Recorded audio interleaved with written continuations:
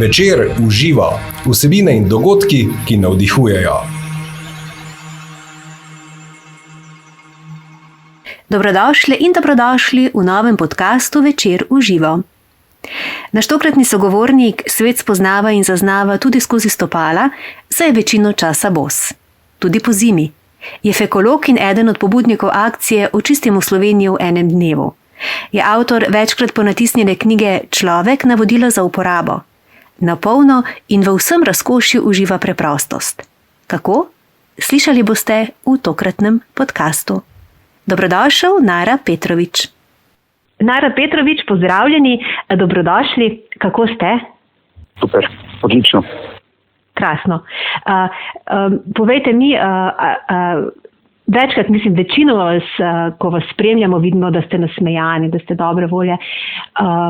Povejte, ta drža, to vas nekako že spremlja, ali je to od otroštva, vam je to dano, ali je bilo v življenju, ne vem, kakšne prelomnice oziroma kakšne take dogodki, ko so naredili, vam en premik v to bolj pozitivno, radostno smer? V bistvu je tako, da družbena pojavnost posameznika in tudi mene je pač taka, da sem večinoma res doživel. So pa trenutki, ki jih imam seveda kot vsak drug človek, kjer izrazim tudi negativna čustva, pa tudi depresijo padem in vse ostalo. Pogovarjal sem se ravno s prijateljem nedavno in je povedal, da zelo ceni pri meni, ker izrazim jezo hitro in potem ni več, da se ne vleče se za mano, ne? Ali pa kakšna druga stvar. Pač izrazim in potem v drugem trenutku sem vesel. In to je tisto, kar ljudi še v bistvu bolj preseneti kot to, da je nekdo, ne vem, ker več čas biti nasmejan, to je samo en bebek, je lahko tak. Ne. Tako. No. Ni naravno, ne? Izrazim ta čustva v polnosti, no. Tako, živite intenzivno v polnosti in res ste en tak res poseben človek, zdaj bom rekla poseben človek, v bistvu to je zelo naravno, kakršni pač ste, ravno to vaša, vi vaš čas hodite bosi, ne? Poznamo vas. Sem bosi, ja. Tako, povejte mi, zakaj smo tisti, ki pač nismo bosi, zakaj smo mi prikrajšani? Bosonogost je nekaj, kar recimo zdaj veste, kako se dotikati stvari z rokami, če bi ves čas nosili rokavice in bi bili zato prekrajšani. Niti ne bi vedeli, kako je dotikati stvari z golimi prsti. Ne? Zdaj, jaz, ki sem jaz poznam tla stotini mest po svetu, ki sem jih obiskal po dotiku. Večina ljudi izkuša samo svoj ševel, ne? In smo osredotočeni na vid in sluh. Tip kot tak pa nekako ni tista stvar, ki posvečamo to pozornosti, posebej tip na stopalih. So pa stopala primarno povezana z centrom za ravnotežje v možganih, recimo, in še tako, en tak zelo centralen položaj imajo in na stopalih imamo ogromno čutnic, ki vplivajo tudi na to, kako se diferencirajo naši možgani, kako se razvijamo kot osebnost, kako inteligenca raste, tako da otroci, ki hodijo bosi, imajo veliko več možnosti za zdravejši razvoj možganov kot tisti, ki se več často buti. Ja, tudi več čas se izvaja neka tale refleksoterapija, ne, na stopalih.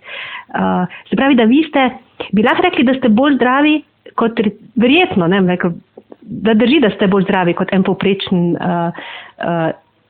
povprečen človek obut. Mislim, zdaj samo bosonogost ni neka cerodnopalska, s katero se lahko pozdravi bolezni. Je pa res, da bosonogost posebej izpostavljena raznim temperaturam, ki prispeva lahko knajpanje omenite, namreč knajpanje spet več čas sem obut in potem se malo sprehodim po rosni travi, ker ni isto kot biti več čas bosonog. Tako da, koliko sem bolj zdrav, je težko reči, ne. So tudi bolj zdravi ljudje kot jaz gotovo, sem pa verjetno v najzdravejši procent, posebej pri starosti.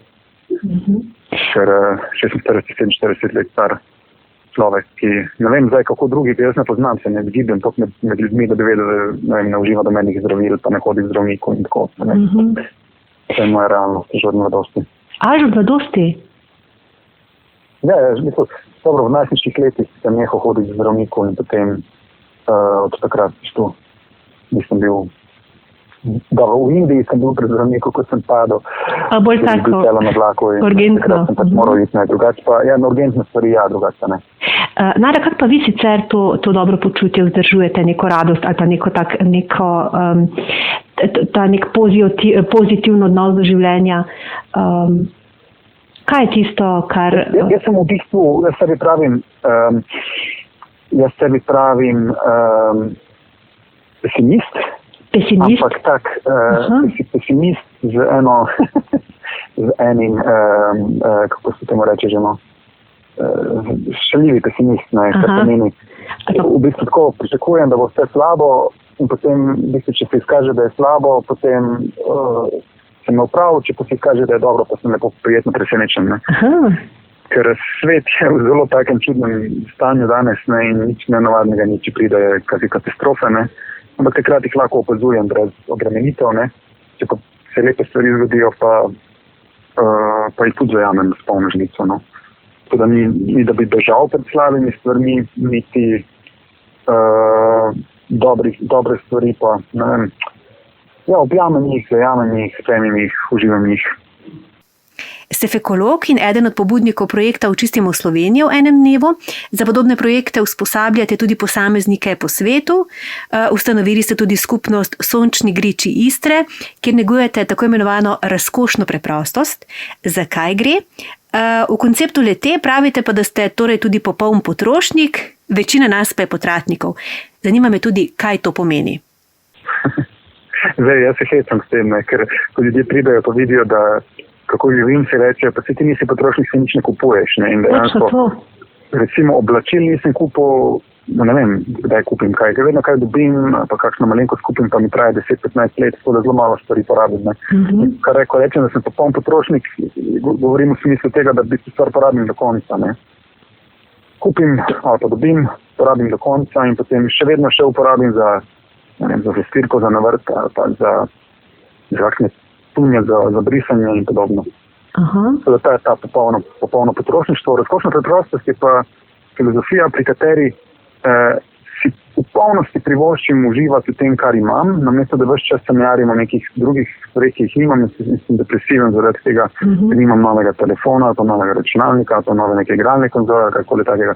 Ker je toliko stvari okrog mene, kot lahko uživam, da zakaj bi se zdaj prikrajševal za ta užitek, in je res na dotiku roke, tik pred mano, in samega sebe spravljam slabo voljo, zato ker nimam ničesar drugega. In razkošna preprostost pomeni v bistvu živeti preprosto, seveda, in v tej preprostosti najti razkošje. Pa koliko mislite, da smo mi zreli, recimo, da bi zdaj nek ta koncept usvojili? Ljudje vas verjetno ste jim zanimivi, vas opazujejo. Koliko pa recimo dejansko te, ki ste jih spoznali, so prišli v tak način življenja, kot ga imate vi? Najdejo se, mislim, seveda, spet nisem edini. Med takimi ljudmi srečujem podobne. Tako kot športniki srečujejo športniki iz istega športa in podobno, srečujem ljudi, ki so tudi bostonovni ljudi, ki se tudi ukvarjajo s preprostostjo. In splošna javnost je radovedna, kot ste rekli. Tudi ko jim pojasnim, pa vidijo, da ko veselo živim, da nisem nek klošar, ki hodi naokrog vas razkopanja. Ja, ampak pač bostonovnost je ena malenkost. Potem, ko se pogovarjajo z mano, vidijo, da v bistvu živim bogatejše kot marsikdo, z veliko manj kot marsikdo. In to jih potem pritegne in sprašujejo, potem poskusijo tudi sami v svojem življenju najti več lepote in več bogatstva v tem, kar imajo, namesto da so samo zato, ker imajo manj kot minimalno plačo, so že reveži, v bistvu pa niso reveži. Jaz sem dolgo leta živel z par tisoč evri letno, kar je veliko manj kot je tista neka minimalna plača, kot bi naj človek, pa se mi zdi, da sem živel bogateje kot marsikdo. Tako da ni se samo v teh materialnih številkah. Tako. V bistvu je to samo eno mašilo, te materialne dobrine, za katerimi jih lepimo od telefonov do, mislim pa to je najbolj banalno. To so mašila, ki nas v bistvu zelo odmikajo od te pristnosti, od tega stika samim sabo in dejansko tudi od sreče. Tako je, problem postane to, da si nakopljamo, da moramo imeti to in to in tisto, zato da sploh lahko živimo v tej družbi. problem je tudi v mladosti, da smo socializirani tako, da nas drugi primerjajo z nekimi ideali, ki so ponujeni v medijih, danes na spletnih omrežjih, ne, in moram izgledati tako, kot moram pač izgledati, kot mlad človek, in potem kasneje tudi povzamem določena vedenja, določena oblačila, telefone, naprej, da sem sprejet v svojem okolju. Ne. In tu pride do zapleta. Ne. Jaz pač nisem imel te potrebe, da bi bil sprejet.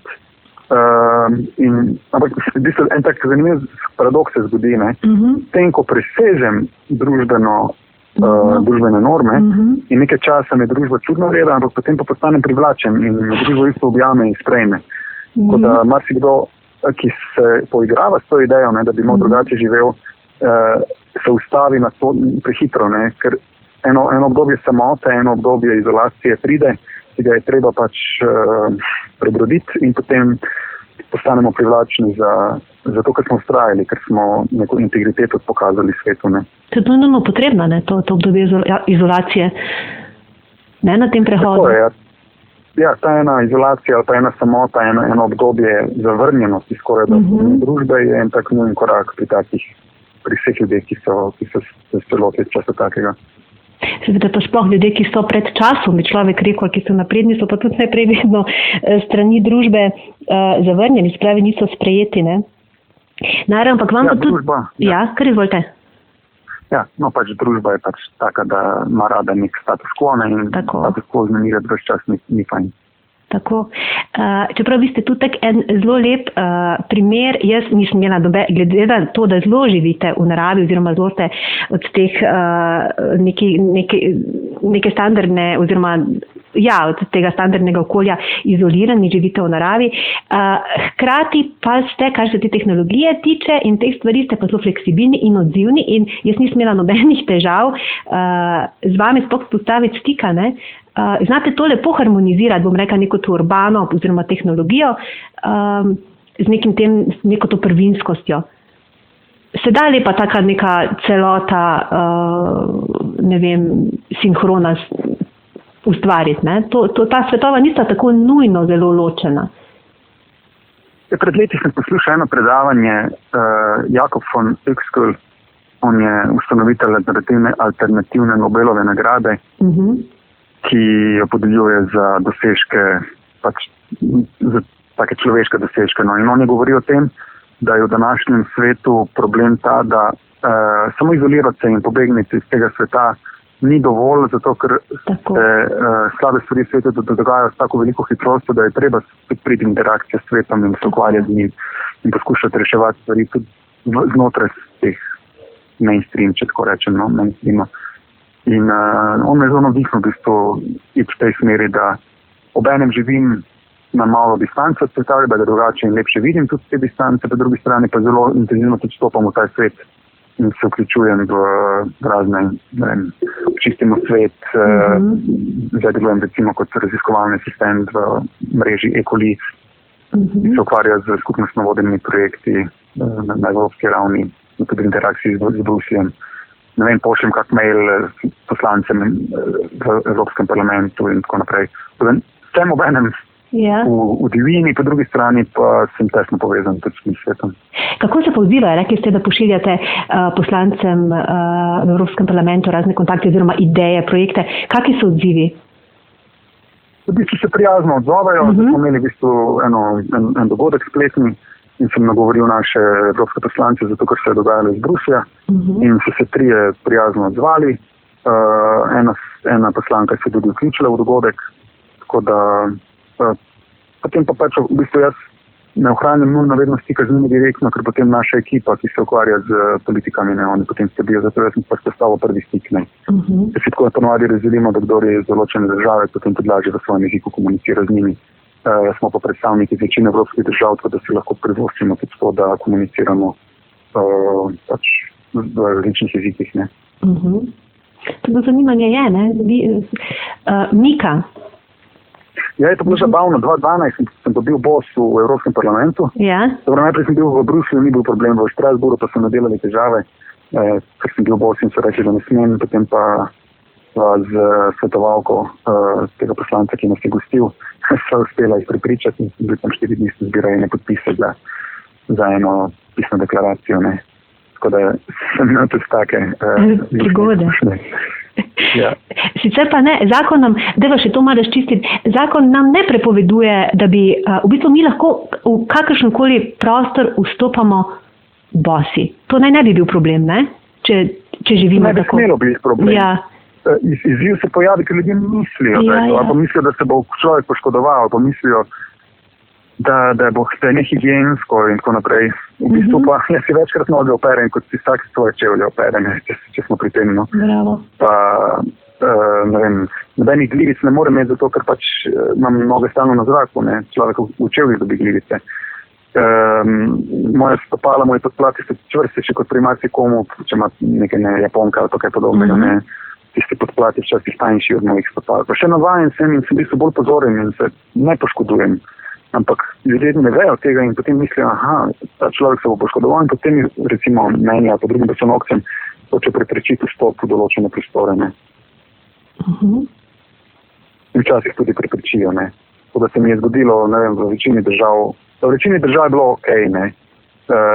V Romuniji sem imel recimo na vlaku težavo malo z prevodnikom, v Makedoniji vstop v cerkev, v Španiji vstop na železniško postajo.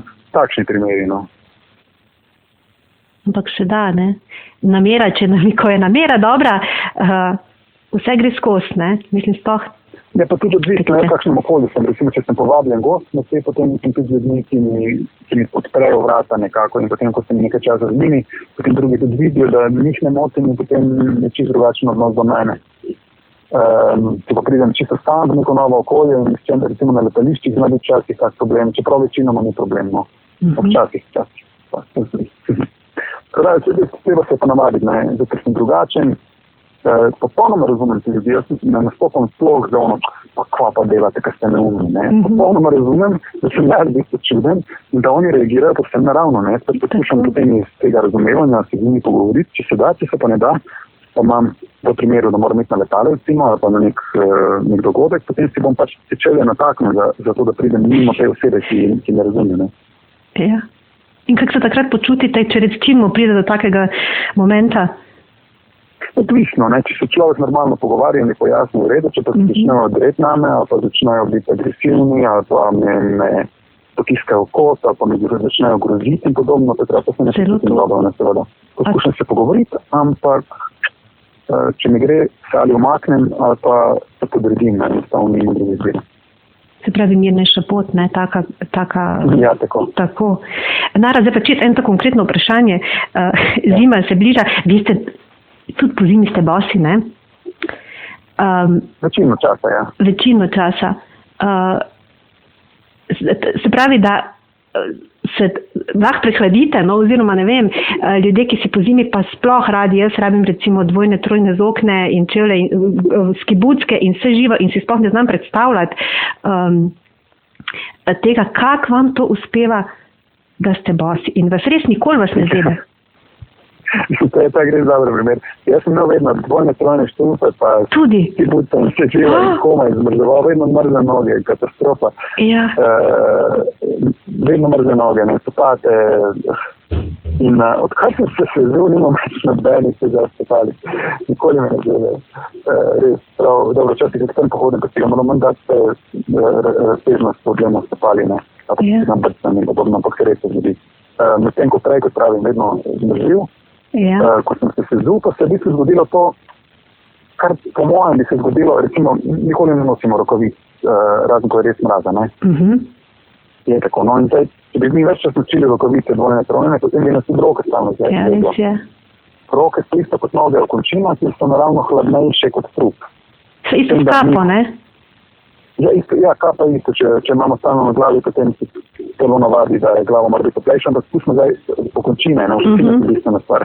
Torej, prsti na rokah, pa prsti na nogah so najhladnejši del telesa, ko je mraz, recimo. In zdaj, ko mi pa stopalo stalno imamo na toplem, ne, in eno študijo sem bral, kjer so primerjali v bistvu, kolikšna je temperatura v čevlju in poprečna temperatura pri gibanju je bila nad 39 stopinj.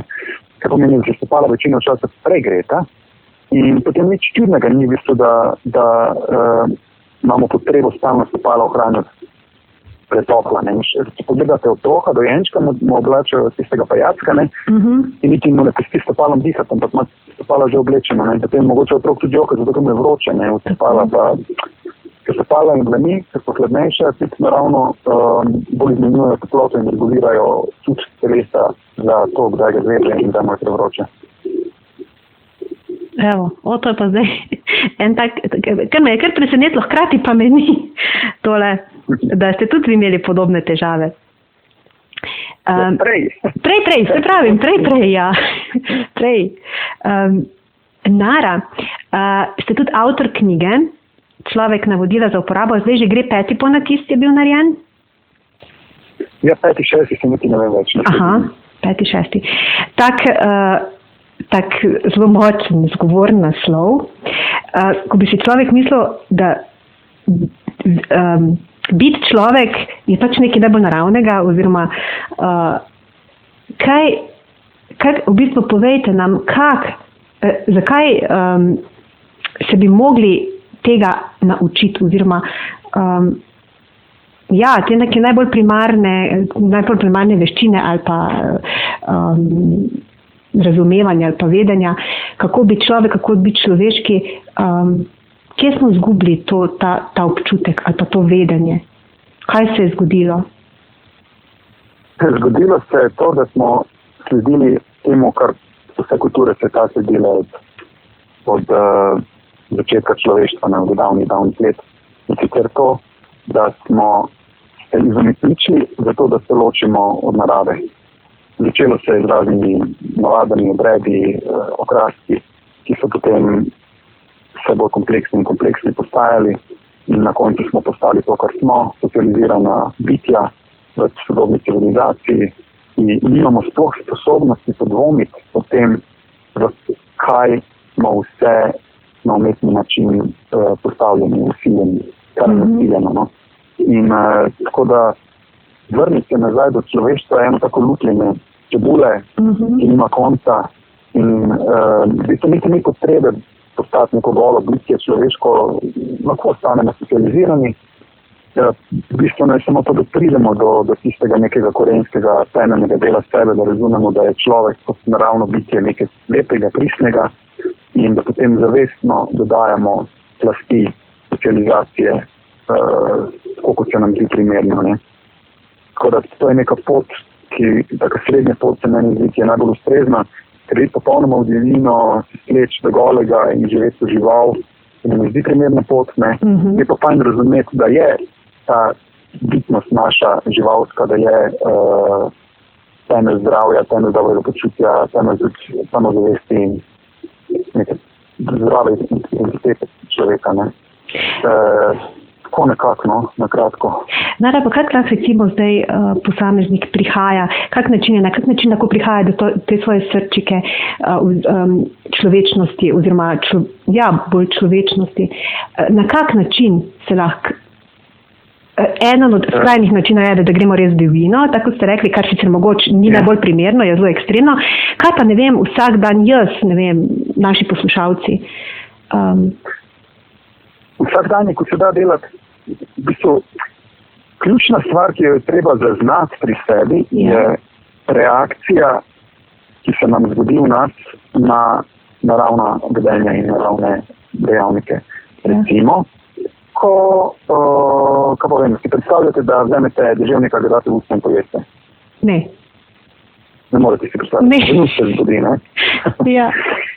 In podobna stvar je, če se vrne na to bolj preprosta stvar, iti bos po mestu, ali priti bos v službo, je tudi tega pa ne bi, ne? Ja. Ker pri drugem je drugačen občutek kot pri prvem. Pri prvem je to zelo primarni čut, od tega pa jaz ne bi mogel narediti, to je pa izponično, ne? To je tudi socializirana stvar.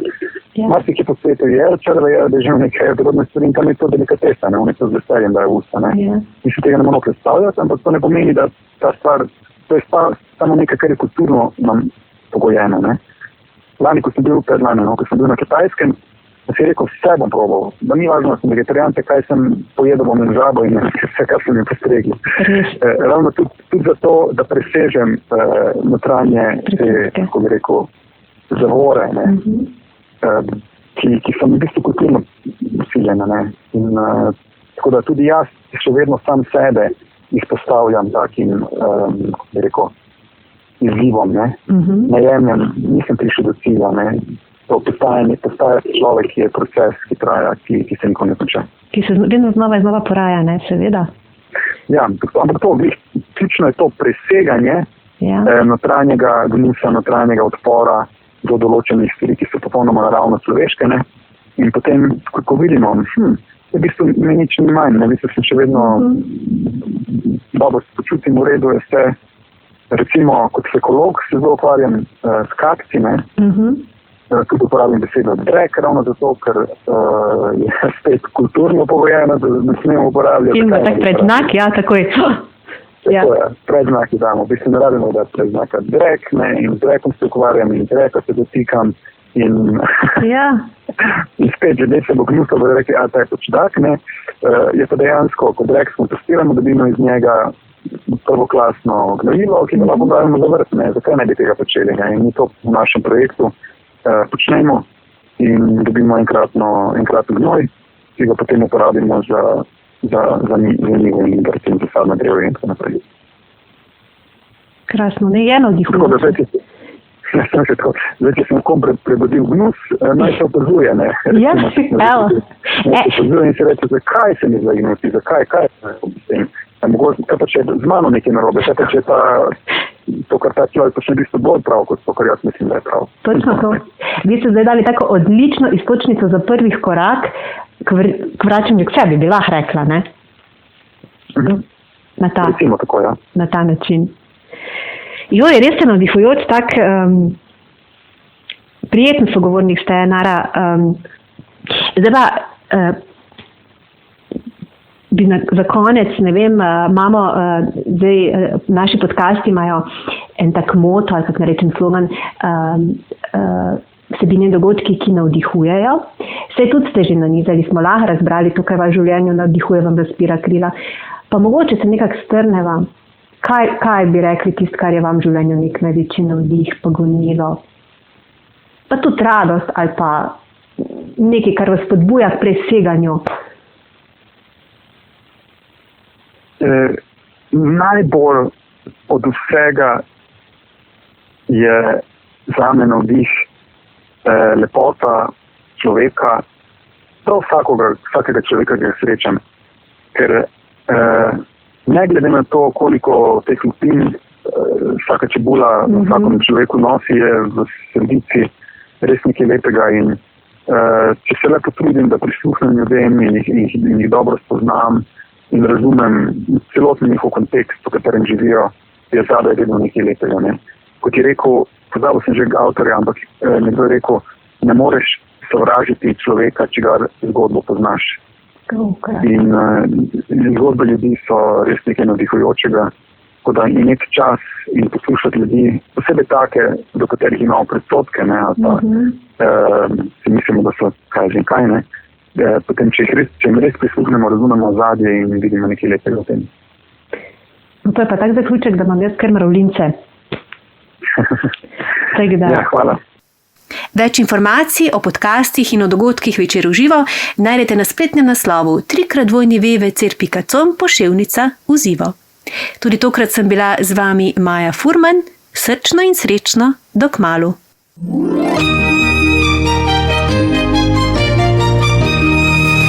Večer v živo. Vsebine in dogodki, ki navdihujejo.